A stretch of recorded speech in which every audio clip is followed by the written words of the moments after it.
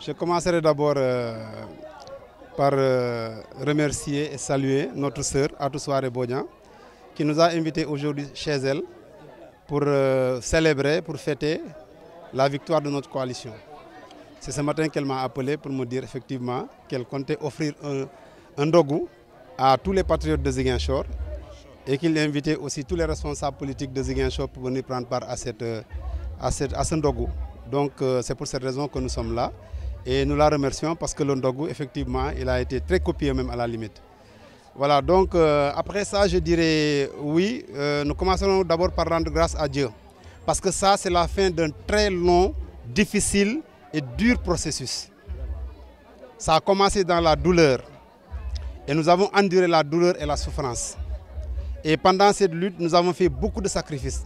Des vies ont été perdues, des gens ont été blessés, d'autres handicapés définitivement.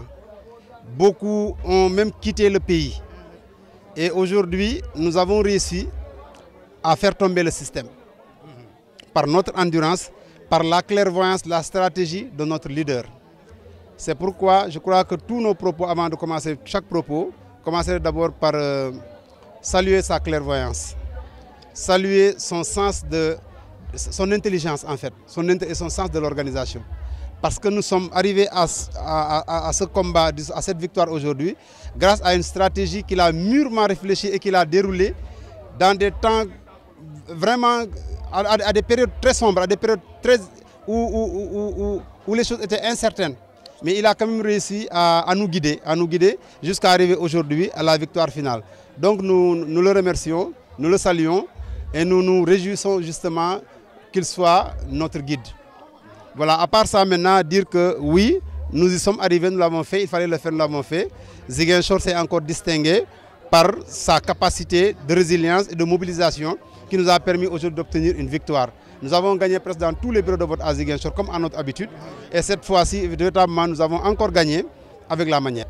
Vous savez, les attentes de Ziguinchor sont doubles. Parce que Ziguinchor attend à la fois de son maire, qui est déjà le président Ousmane Sonko, mais Ziguinchor aussi en tant que région attend de son président qui est aujourd'hui Diomaye Faye. Et nous avons dit au début que Ousmane Moy Diomaye. Donc Ziguinchor, disons singulièrement comme généralement, Ziguinchor attend beaucoup de Ousmane Sonko et de Bassirou Diomaye Faye. Et ça peut-être qu'il sera trop long de le dire ici, mais en tant que région, nous avons déjà un aperçu. Parce que dans son programme, Diomaye nous a dit que la Casamance pourrait même être la capitale économique du Sénégal. Donc ça veut dire quelque chose. Ça veut dire que dans son programme, il y a une place de choix qui a été réservée à la Casamance qui va être érigée en un pôle économique.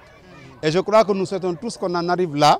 Et c'est une très bonne chose pour nous. Donc nous pensons, nous avons de l'espoir qu'avec Bassirou Diomaye Faye et Ousmane Sonko, la Casamance ne sera pas en rade. La Casamance ne sera jamais laissée derrière. Au contraire, la Casamance va se développer.